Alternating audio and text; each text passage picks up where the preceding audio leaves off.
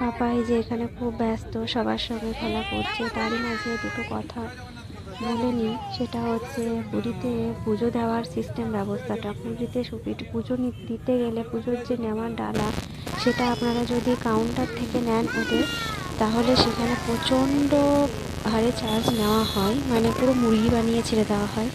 আমাদের বিভিন্নভাবে বুঝিয়ে 555 টাকা মানে আমরা মুরগি হয়েছি। একই রকমভাবে আপনারা যদি মানে পুজোটা ওখানে না কিনে আপনার লাইন দেবেন, ঠিক পুরীর মন্দিরে মানে ঠাকুরের দর্শনের মন্দিরে যে ঢুকবেন, সেখানে ঢোকার আগেই দেখবেন প্রসাদ বিক্রি হচ্ছে। সে একই প্রসাদ আপনি 100 টাকায় পেয়ে যাবেন, 50 টাকায় পেয়ে যাবেন।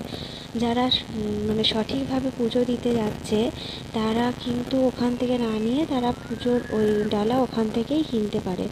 মানে যেরকম যিনি যে ভালো বুঝবে, যে মুরগি হতে চাইবে, সে তো ওই 555 টাকার টিকিটই কাটতে যাবে। তো আবার ঢোকার সময়ও অনেকে মানে আপনার কাছ থেকে প্রসাদ কিনে নেবে, যে টাকা দিয়ে আর কি প্রসাদ দেওয়ার জন্য। খবরদার করবেন না। মন্দিরে বেরোনোর সময় যখন জগন্নাথ দেব দর্শন করে বেরোবেন যে পথে, সে পথেই অনেক পান্ডা দাঁড়িয়ে আছে, তাদের হাতে পুজো দিয়ে তারা পুজো করে নিয়ে আসবে। কিন্তু সেটাও কতটা জেনুইন আমার তো বিশ্বাস হয় না। সবেতেই ওখানে পয়সা, মানে মনে হচ্ছে যেন টাকার মানে রাজত্বে। তারপরে ভোগ খাওয়ার ব্যাপারটাতেও এত বেশি, মানে ওখানেও পয়সা। আমি যখন ভোগ খাওয়ার ব্যাপারে জিজ্ঞেস করতে যাই, তখন একটা পান্ডা আমাকে বলে কজন আছে, আমি বললাম 7 জন। বলছে 3,500 টাকা লাগবে ভোগ খেতে গেলে। তো সেই বৃত্তান্ত, অথচ আমরা অনেক মানে কমে অনেক ভালোভাবে ভোগ খেয়ে এসেছি, সেটাও আপনাদের সঙ্গে আমরা শেয়ার করব। এখানে ওর বাবা ভিডিও করছে, আমরা সি বিচে এসেছি প্রথম, খুব আনন্দ, পাপাও খুব আনন্দ। উঠে চাপবো বলে, আমার ফার্স্ট এক্সপিরিয়েন্স এখানে উঠে চাপা।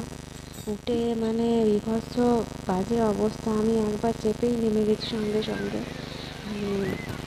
যাদের ভালো লাগে আমি জানি না, বাট আমার খুব ভয় লেগেছে, আমার খুব তো এটাই বলতে গেলাম যে পুরীর আমরা এই ডিসেম্বরে গেছি, তো তাই যারা রিসেন্ট যাবে তারা যদি আমার ভিডিও দেখছেন, তাদের একটু উপকারে লাগবে আমরা বলতে পারি।